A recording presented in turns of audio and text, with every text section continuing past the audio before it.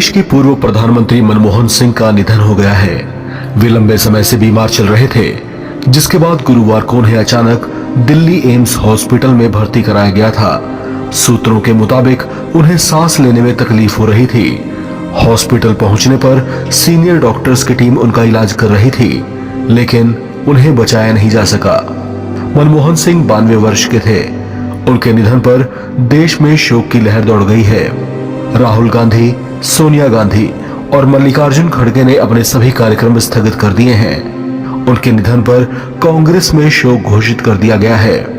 उनके निधन की जानकारी कांग्रेस के कई बड़े नेताओं ने एक्स पर पोस्ट भी की है।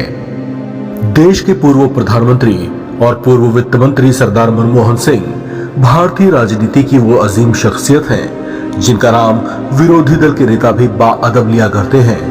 ये वो विद्वान हैं और ऐसे बड़े अर्थशास्त्री हैं जिन्होंने कई बार अपनी बुद्धिमत्ता का लोहा मनवाया।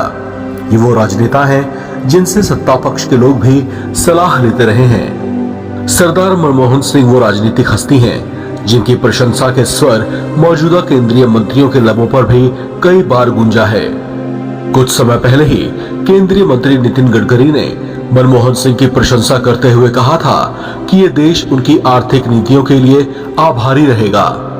मनमोहन सिंह ऐसे तजुर्बेकार अर्थशास्त्री हैं और समय की भट्टी में तपे हुए ऐसे नेता हैं जिनकी बातों को राजनीतिक गलियारे में बेहद गंभीरता से लिया जाता रहा है।